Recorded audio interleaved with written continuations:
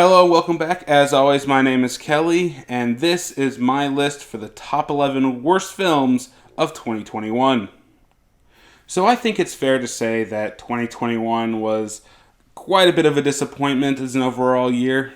Not really controversial, many things to get mad about. Many of them are just kind of rollovers from 2020, but it feels like we should have already kind of gotten through and worked them out. But it does feel like things are getting back on track and getting the ball rolling, and in films, that's pretty much what we got. Not gonna lie, I don't think this year was ecstatic or amazing or really anything that was all that great. But it is nice to see that movies are starting to come back out again, that they're not in delayed forever hell. Unfortunately, we're in the testing the waters period, so we got a lot of crap this year. So, without further ado, let's start off this list with my dishonorable mentions. Fast and the Furious 9. I've said it many times before, I'm not a fan of these movies. I think they're dumb and stupid, and this one was probably the dumbest and stupid of all of them. Snake Eyes G.I. Joe Origins.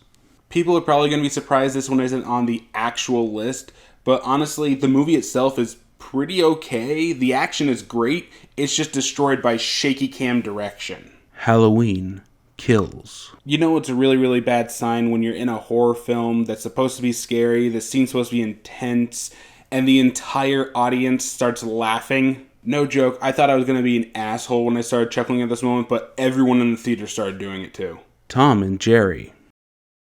And of course you gotta throw on the crappy CGI kids film. Yay. And with the dishonorable mentions out of the way, let's start the list proper, starting with... Number 11. Clifford the Big Red Dog. Going from crappy CGI kids movie to crappy live action mixed with CGI movie. While I will contest that Clifford the Big Red Dog is not the worst kids film I've ever seen in my life, I will say though it is one of the most pointless and stupid. This movie has genuine moments of heart in them that feel like they were placed directly in there just to dare you to say that it's the worst kids film in the world. It feels like there's one writer who really does want to make a good Clifford movie, but he is just stamped out by directors, multiple other writers, producers, to make just the generic Smurfs but with a dog. It's boring, it's poorly acted, the CG looks like garbage, there's a lot of really, really cringy jokes. It's just your standard kids film squirted out by Hollywood to try to shake keys in front of them long enough to take their money. Number 10. The Little Things. I am honestly not sure how many people actually saw this movie, even though it came both to theaters and HBO Max. It really feels like that nobody watched this thing. And good on you, because it's boring, standard cop drama, 7-ish schlock. It's slow, it's boring. This is probably the worst performance I've seen out of Denzel Washington in a long time, who feels like he's just sleepwalking through everything. And you can tell it's one of those movies that feels like it's going to have a big, impactful ending. But I called everything that was going to happen within the first 30 minutes of this movie starting. Who was the bad guy, how they were going to catch him, what they were going to do, and especially the twist at the end with the whole scrunchy bit. I even called that crap. I honestly don't know how you get more boring than this, but, well, our next pick did. Number 9. Those Who Wish Me Dead. Angelina Jolie is back, and she has to protect some kids from some bad guys because of stuff. The movie never goes out of its way to explain what this kid and his dad ever had on this criminal organization, and I don't really feel the need to go look it up. It's just generic protect the kid from the bad guys in the forest. It's boring, it's tedious, it's paced like a goddamn snail. You can tell it's going for the slow burn, but the problem is if you go for a slow burn and you don't keep me interested, it becomes very, very boring.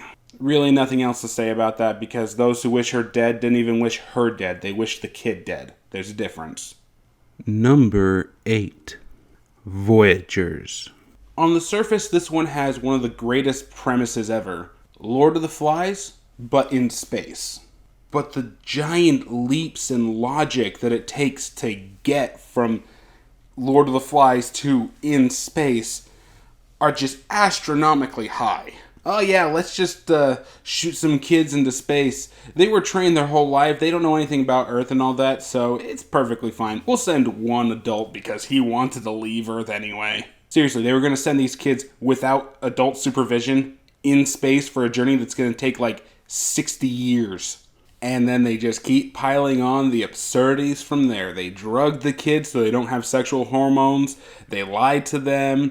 Things go completely out of control. I mean, I know that the whole point of Lord of the Flies is that the people are losing their minds and they're creating this new social hierarchy and whatnot. But the problem with that is that you have to have a logical step from losing their minds to social hierarchy. You can't just go from 0 to 60 and expect the whole audience to be on board. Especially when the acting really doesn't carry any of this. Other than the one main bad guy, everyone else is just playing generic trope number 3. It had a great premise, but without great execution, that premise is just that. Number 7. Home Sweet Home Alone. Ooh, it's time for the nostalgic reboot so that Disney can steal more money from us. And again, the premise on this reboot actually kind of works. The idea that the good guys in this situation are the robbers and the kids the little shit they've got to go through. Unfortunately, they didn't do this right, like, at all, because they wanted to have the kid be also a misunderstood soul as well. Unfortunately, they didn't make any of this work because this whole situation could be solved with a single conversation that you think that these adults who are trying to rob this kid and get their shit back would have thought of. But they also take it a step further by making these robbers so sympathetic and likable that when they're going through these traps and getting beat to shit by this little kid, you genuinely start to feel bad. There's a way to thread this needle, but you should have made the kid like the most unlikable piece of garbage in existence. This should be, a fairly good couple going into the house of like the good son. And in the end, you're left with basically nothing. It's a nothing of a movie that wastes your time playing off of your nostalgia because Disney now has the right to reboot the shit out of this. Number 6. Escape Room 2. Tournament of Champions. Yeah, I genuinely had to look up the title on that one because it's so fucking generic and stupid. The first Escape Room from back in 2019 I thought was a genuinely good surprise from a January film. It's more or less a PG-13 Saw film, but it did have some fun and had some interesting rooms and locales. This, unfortunately, is the film that everyone probably thought they were getting with the first one, because it just amped everything up to 11 to such a stupid degree that no one could possibly solve any of these traps at all. But even then, it basically sequel baits in the exact same way the first one sequel baited, with the exact same plane trap going off. Like, who does that? As someone who actually does like the Saw franchise, even though I will admit it's not actually all that good, you'd think that a PG-13 version of that would be my bread and butter. But it's not. These traps can't go as far as they should. You can't show the gruesomeness of what happens if you screw up a puzzle or anything like that. And the locales really aren't all that special this time around. Number 5. The Hitman's Wife's Bodyguard. Oh joy, it's one of those sequels that really makes you appreciate the subtlety of the first movie. I just want to show this off because, yes, I do own this on Blu-ray. I absolutely love this movie. And I think it got really, really trashed by people when it came out back in 2017. It is your standard buddy road trip movie, but there is actual character development going on. The movie knew when to shut up and get serious so that when it was loud and funny, you could appreciate those moments a lot more. And honestly, Gary Oldman is kind of amazing in the movie because he feels like he's in the wrong movie. He feels like he's supposed to be in like this really dark, edgy 90s action flick, yet he's in this 2000s era comedy. It was genuinely just trying to be a lot of fun, and that's all I wanted from the movie. I rewatch it all the time. It's great background fodder when I'm doing other stuff. I say all that because this sequel is what actually made me realize just how well it did everything. Because this goddamn sequel is the biggest cash grab, probably of all of the movies on this list, barring number 1. There's barely a script. It's another road trip movie, but it's a road trip movie where they clearly didn't have an idea of where they were going with it. Scenes will just start and end abruptly on the most awkward and honestly dumbass jokes you could possibly think of. This is Ryan Reynolds and Samuel L. Jackson on their worst autopilot I have seen in years. There are funny and good moments inside of this movie. I don't want to make it seem like it's completely the worst thing I've ever seen. There's a scene in particular where the bad guy strips a gun from Ryan Reynolds and then just literally disassembles it with like a flick of his wrist. And Ryan Reynolds' reaction is, "What black magic shit is this?" Moments like that really deserve to be in a much better film, though. And I think that this franchise could actually do that, but they really just need a better script than this and a hell of a lot more time to film it. Number 4, Thunder Force. Aren't you so glad that I'm finally including Netflix releases on this list? Why is it so hard to do a superhero parody movie? Just tell me this. Why is it so hard to do a superhero movie that's funny like this? I don't understand this. Mystery Men back in the day, a movie that's decades old, did this so much better than all of these other quote-unquote modern attempts at it. And the cherry on top is that they gave it to Melissa McCarthy, who does her best Tammy impersonation throughout the entirety of this movie. I do not hate Melissa McCarthy. She has done things that I have really loved. Check out Spy. It's hilarious. But I am so sick to death of these just generic carbon copy movies that she keeps making. She does the same shtick throughout all of them, and it gets less funny every time I see it. And again, I saw it back in Tammy, and I hated it there. The action is abysmal. The comedy falls flat. The acting from the two leads is just horrendous. But it's on Netflix, so everyone watches it, right? Number 3, Chaos Walking. I honestly don't hate this movie, but it's so high on the list because on a pure technical level, this is bad. This movie was in development hell, not only getting pushed back for all the COVID-related reasons, but just genuinely kept getting pushed back. I think the original release date was back in like 2018. Just rewrites, reshoots, everything about this movie feels like a stitched together mess. So much ADR that clearly doesn't match up with what's happening on screen, and even then, the premise is just your standard YA bullcrap. Pretty young actors who may or may not be on a thing while having to fight some old dude who really doesn't like these young whippersnappers, all while throwing in this weird alien plot and mind glowy stuff that doesn't make any sense.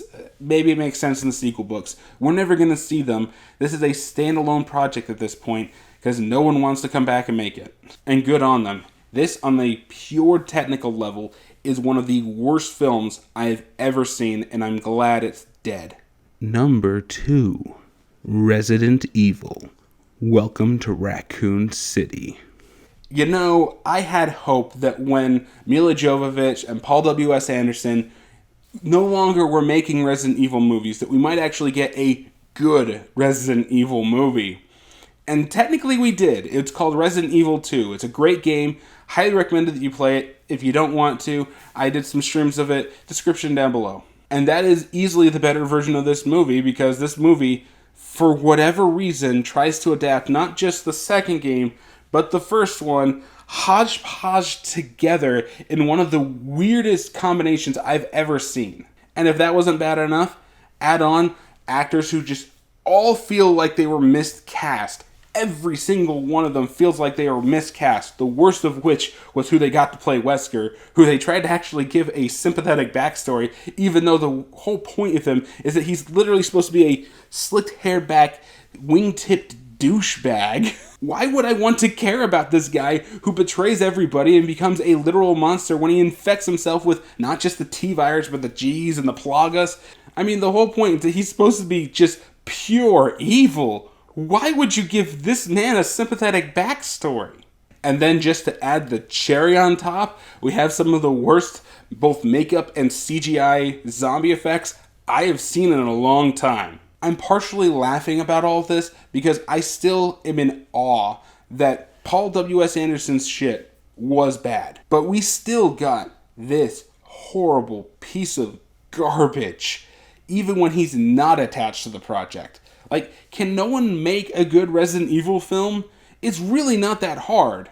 Spooky Mansion, some really tense, claustrophobic, when will the zombie pop out of you scares, it should not be this hard to make this movie. But apparently it is, and we'll see if they make another one, but I doubt it. Number 1. Space Jam 2: A New Legacy. I don't like that this is my number 1. I really don't. This movie feels like it wants to be number 1. That it wants to be the worst thing in the world. Because that's what the original Space Jam was, right? No. No, it wasn't. Don't get me wrong, I'm not going to say that the original Space Jam is good. But again, this is another sequel that truly makes you appreciate the good things about the original. Like the fact that the original had a simplistic plot.